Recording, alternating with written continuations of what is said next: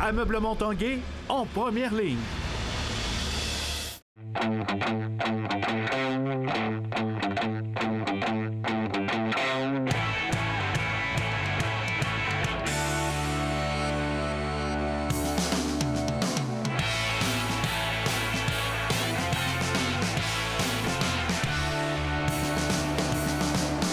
Salut, ici Jonathan Fournier et je vous souhaite la bienvenue à l'Esprit sportif. Aujourd'hui à l'émission, on vous parle d'un joueur professionnel de squash. Et tandis qu'on est dans les jeux ou les sports peu conventionnels, on a visité aujourd'hui un très grand événement de fléchettes et de billard qui se tient à Québec en fin de semaine. Tout d'abord, parlons de vélo. La 35e édition du salon Info Vélo se tient au terminal de croisière jusqu'à dimanche. C'est plus de 80 exposants qui vous attendent afin de planifier votre été en vélo.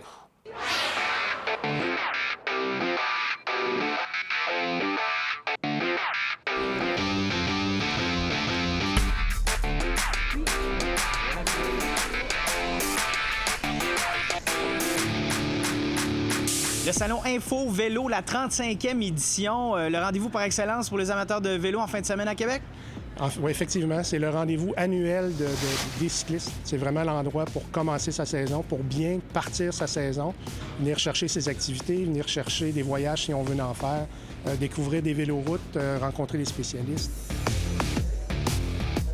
Le point de départ de la saison de tout cycliste, quelqu'un qui fait du vélo, ça vaut la peine de venir voir ce qui se passe ici en fin de semaine.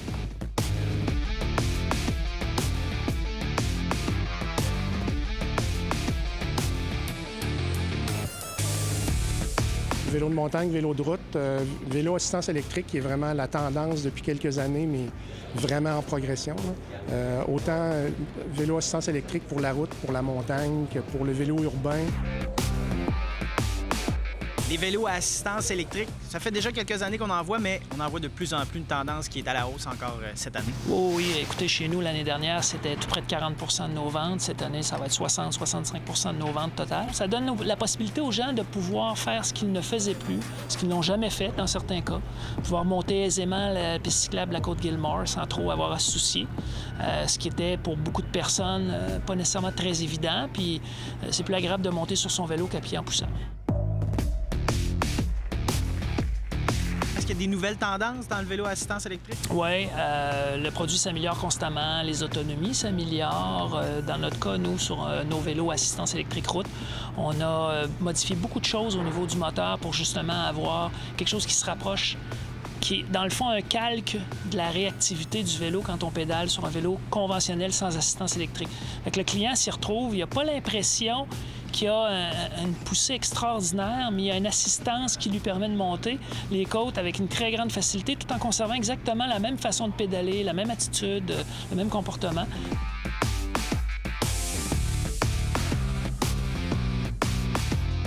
D'autres vélos qu'on voit très fréquemment, les fat bikes. Oui, les fat bikes, c'est un vélo au Québec, c'est un vélo d'utilisation principalement hivernale. Il peut être utilisé l'été.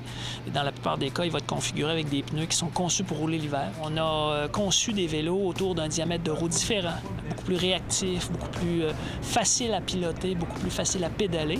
Et là, on va avoir d'ici peu disponible un fat bike assistance électrique avec une nouvelle batterie que Shimano a conçue, qui n'est pas encore lancée sur le marché, mais avec une capacité qui est énorme et à un prix qui est aussi très, très attrayant. Quelques nouveautés du salon qu'on n'avait pas l'année dernière? Bien, cette année, on va avoir une section vraiment dédiée vélo de montagne avec présentation de films de vélo de montagne en continu. Lounge où les gens peuvent venir chiller. Un peu l'ambiance vélo de montagne, la vibe vélo de montagne qu'on va essayer de recréer ici.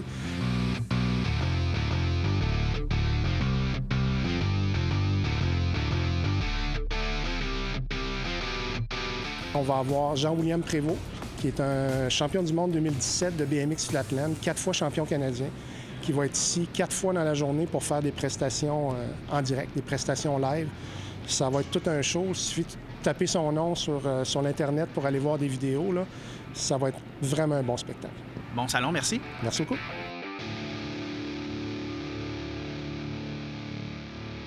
Au Centre des congrès de Québec, jusqu'à dimanche, se tient la 3e édition de l'événement QVNEA Open. Il s'agit du plus grand événement en province de fléchettes et de billard. Il y a plus de 700 joueurs d'un peu partout qui seront du rendez-vous. Des Américains, des Canadiens, bien sûr, des Québécois et même des Européens. Pour Francis Crevier, le billard, c'est du sérieux. C'est dans son ADN. Mes deux grands-mères jouaient, mon père joue, ma mère jouait un peu. Les meilleurs sont réunis ici. Présentement, là, c'est pas mal le plus gros événement qu'il y a depuis les 15 dernières années de ce type-là. On en a des États, on en a de l'Ontario, des Maritimes. On a les meilleurs joueurs du Québec, sont tous là. Même une équipe française qui s'est déplacée. Une vingtaine d'équipes qui se concourent pour se qualifier tous les ans pour participer à l'Open du Québec. Eddie Maillet s'est donc qualifié pour une deuxième année à l'événement de Québec. Magnifique, on fait pas aussi bien en France. Et il n'y a pas juste le billard, il y aura le jeu de fléchettes aussi. Ils ont jumelé ça avec le dard, qui s'en vient vraiment rehausser l'événement encore plus. C'est la première fois qu'on réunit les 4 jeux. Le dard de métal, le dard de plastique, le billard de petite table et le billard de grande table. Boules, tapis et baguettes ont évolué aussi depuis le temps. Il y a vraiment beaucoup d'avancées au niveau du billard dans les dernières années. Aujourd'hui, on voit régulièrement des joueurs avec des baguettes de 2-3 000 $. On le disait, c'est du sérieux. Stéphane Turcot, TVA Sport, à Québec.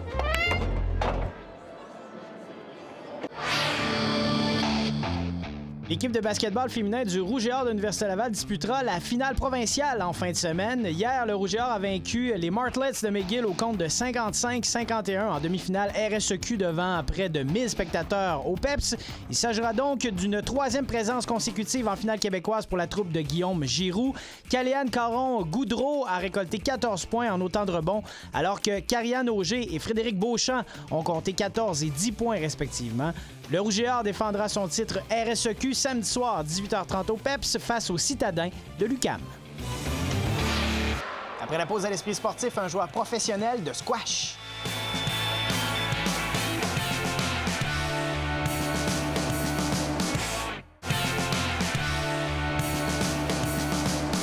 Originaire de Québec, David Baillargeon est un joueur de squash sur le circuit professionnel. À 23 ans seulement, il a réussi à percer le top 100 mondial et se tailler une place sur l'équipe nationale canadienne. Il continue d'évoluer dans ce sport méconnu.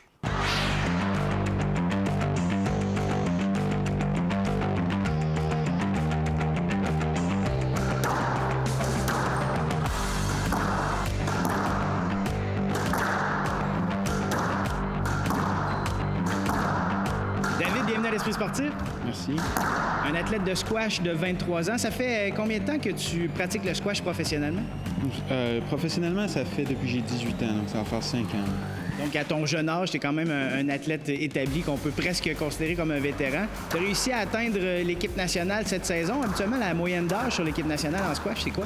Mais cette année, ça devait être quoi, 28 ans environ, je dirais. Donc, j'étais le plus jeune de loin. La saison débute au mois d'août avec un tournoi et par la suite un camp d'entraînement qui est une pièce importante de ta saison en Angleterre. Oui, j'ai eu mon premier tournoi à Houston à la mi-août. Ensuite, je suis allé en Angleterre m'entraîner à un centre d'entraînement à Bristol où je m'entraîne régulièrement. Je vais y retourner au mois de mars et avril aussi. Donc, je suis allé là au mois de septembre, octobre, avant justement pour me préparer pour les qualifications pour l'équipe nationale. 11-4, game to Baillargeon. Les essais pour l'équipe nationale du Canada, c'était pas la première fois que tu essayais, mais c'est la première fois où ça a été assez bien à ton goût. Oui, exactement. La dernière fois, il y a 2 ans, j'étais réserviste sur l'équipe. Maintenant, cette année, j'ai réussi à me qualifier, donc c'était une première pour moi. Donc, c'est la preuve maintenant que tu fais partie des 4 meilleurs athlètes en squash au Canada. Bravo. Oui, exactement. Merci. Et rapidement, là, les tournois se sont enchaînés. Vegas, la Chine, Minneapolis, c'est beaucoup de transport. Oui, c'était 3 tournois en 3 semaines, un peu partout à travers la planète. Ça fait beaucoup d'avions, mais bon, ça vient avec la job. Les grandes nations du squash au monde, c'est où? Bien, justement, en Angleterre, où je m'entraîne, c'est une des grands pays au squash. Il y a beaucoup de joueurs du top 100 mondial qui viennent d'Angleterre.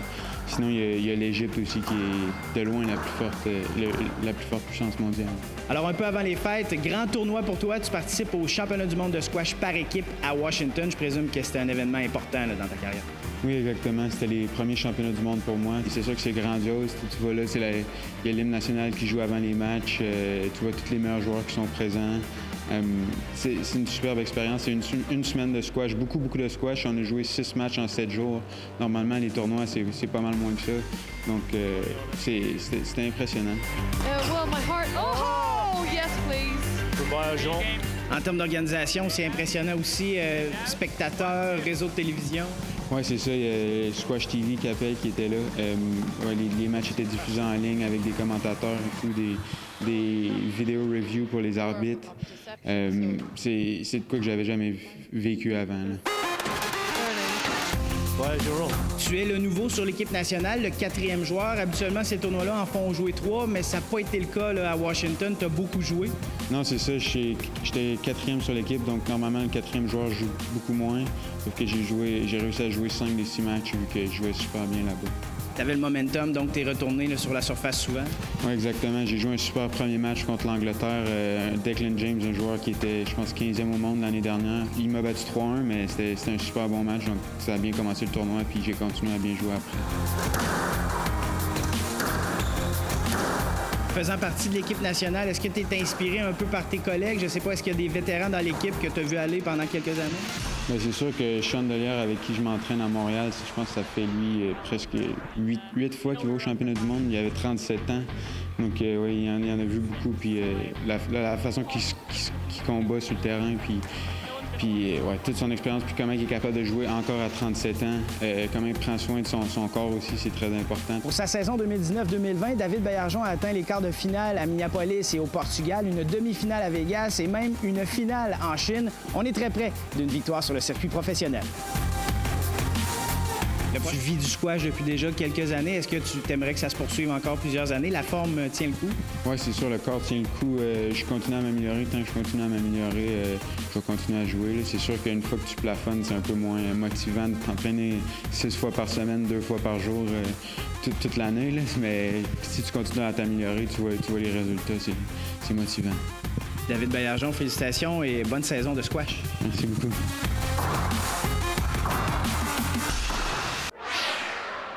Ici Jonathan Fournier, c'est tout pour l'Esprit sportif. On se dit à demain. Ciao!